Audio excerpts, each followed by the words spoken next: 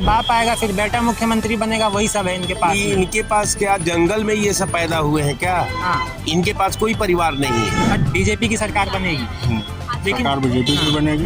केवल हार से भारतीय जनता पार्टी बौखला चुकी है। महाराष्ट्र का परिप्रेक्ष्य देख लीजिए, महाराष्ट्र का भूगोल देख लीजिए, वहाँ का वातावरण देख लीजिए, वहाँ के लोगों का सोच देख लीजिए, वहाँ का डेवलपमेंट देख लीजिए। महाराष्ट्र का चुनाव हो जाए, इनकी कुर्सी गिर जाएगी। मैं आपको बता रहा हूँ, चंद्रबाबू नायडू और जो है नीतीश कुमार इनसे समर्थन वापस ले लेंगे। अभी दोनों जगह चुनाव हो जाने दो, महाराष्ट्र का वहाँ का, उसके बाद इनकी सरकार खत्म है। तो मोदी जी के नाम पर वोट देंगे या फिर विकास के नाम पर वोट देंगे? मोदी जी का भी नाम तो है ही है। पेंशन क्यों नहीं दे रहे हैं सरकारी नौकरी? तो पेंशन का मैटर के बारे में मुझे जानकारी ही नहीं है। अच्छा चलिए, अंकल जी क्या सोच रहे हैं चुनाव को लेकर के? अभी समय नहीं बचा है, उपचुनाव है, उसी के साथ में महाराष्ट्र में चुनाव है, झारखंड में भी 20 तारीख को वोटिंग होनी है। किसका माहौल अच्छा है? इंडिया गठबंधन का माहौल है।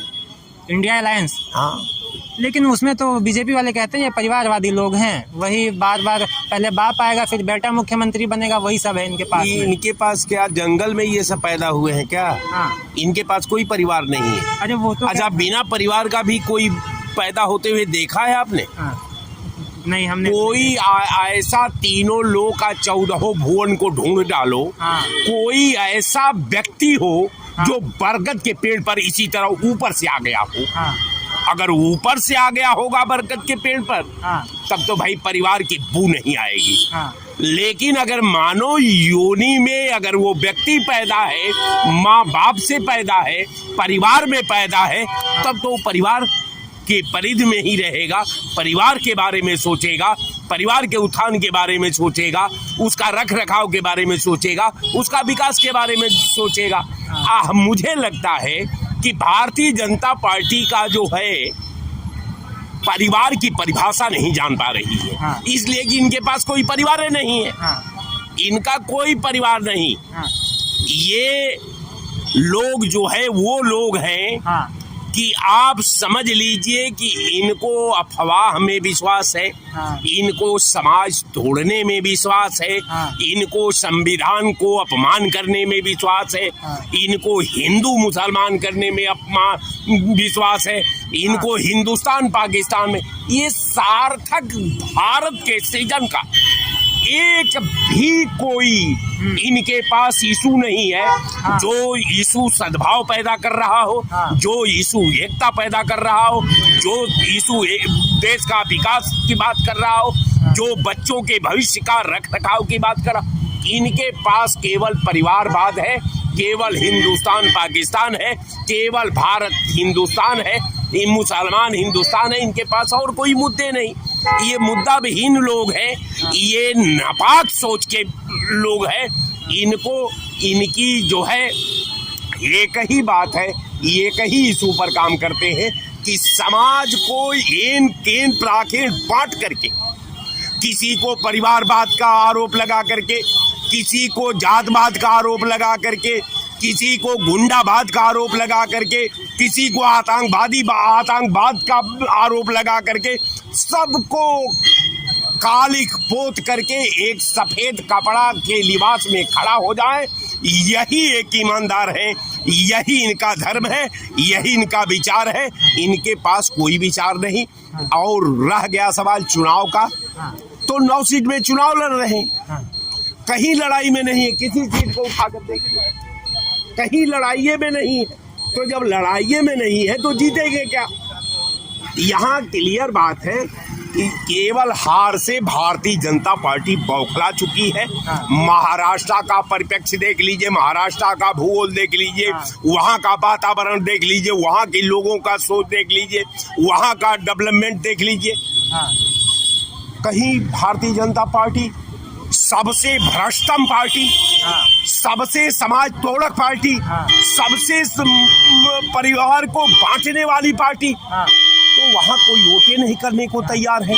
इसलिए कि केवल भारतीय जनता पार्टी 10 साल से महाराष्ट्र का आर्थिक जो मार्केट का दुनिया में एक अलग पहचान आर्थिक जगत के रूप में मुंबई का था, उसको तार तार करके सत्यानाश कर दिया।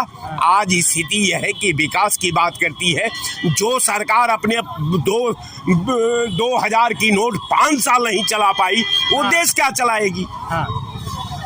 जो 2 करोड़ की बात करती है, 2000 नौकरी नहीं दे पाई, वो नौकरी की क्या बात करती है।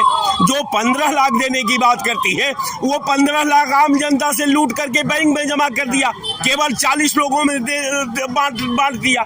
तो उस सरकार से कोई बात नहीं साहब, ये भारतीय जनता पार्टी है, इसके आडंबर में मत जाइए।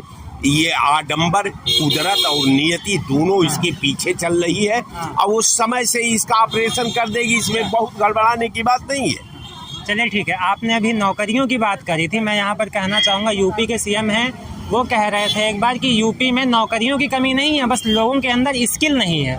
अच्छा, हाँ, कौना कॉलेज में वो पढ़े हैं, हाँ, जौना में स्किल ही पढ़ाया जाता है, हाँ, सब्जेक्ट नहीं पढ़ाया जाता। अब आप समझिए, हाँ, समझ रहे हैं कि एक उतना सम्मानित पद पर बैठ करके व्यक्ति हाँ, अगर स्किल की बात करता, तकनीकी की बात करता, योग्यता की बात करता, हाँ, भाई आप कर क्या रहे थे 10 साल में।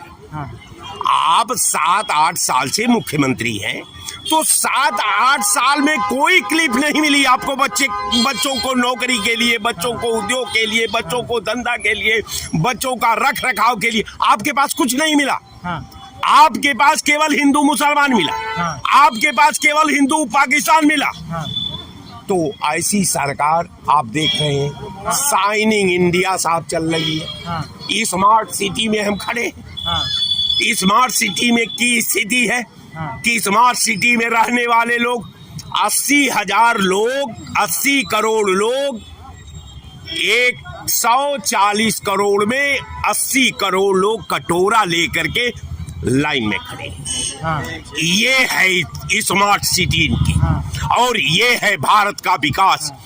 यही है भारत का साथ, यही है भारत का विश्वास।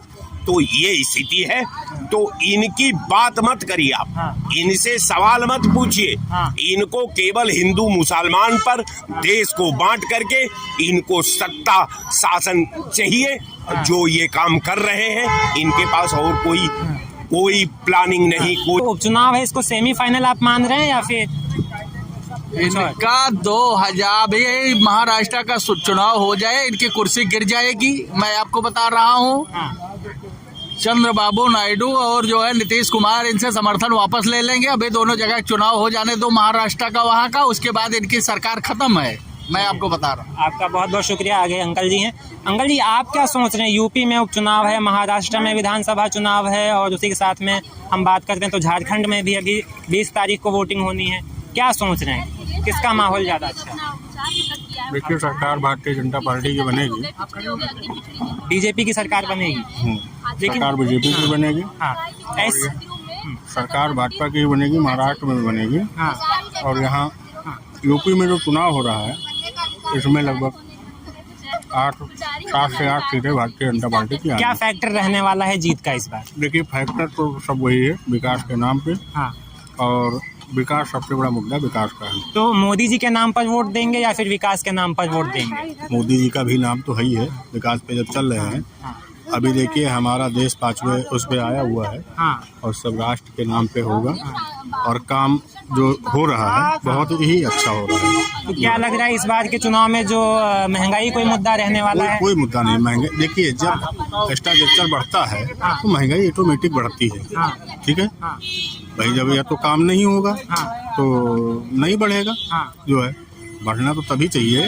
महंगाई तभी बढ़ती है जब, जैसे मान लीजिए, रोड बन रहा है, बड़े बड़े हाईवे बन रहे हैं, बड़े बड़े इंजीनियरिंग कॉलेज बन रहे हैं, डिग्री कॉलेज बन रहे हैं, सब जब बन रहा है, बड़े बड़े हमारे जैसे राइफल, हमारे यहाँ राइफल बनना शुरू हो गई, जो सैनिकों को मिल रहा है, पुलिस को मिल रहा है। फिर पेंशन क्यों नहीं दे रहे हैं सरकारी नौकरी? देखिए, पेंशन का जो मैटर है, ये बहुत पहले से लंबित है। किस मामले में लंबित है, इसके बारे में मुझे जानकारी नहीं है हाँ, कि पेंशन क्यों लंबित है, क्या मैटर है। हाँ, तो पेंशन का मैटर के बारे में मुझे जानकारी ही नहीं है। अच्छा चलिए ठीक है, आप मोदी जी को इतना पसंद क्यों करते हैं? उनके काम के ऊपर। इस देश में देखिए प्रधानमंत्री तो बहुत हुए, लेकिन एक पहला प्रधानमंत्री है जो देश के हित में सोच रहा है, खाली देश के हित में।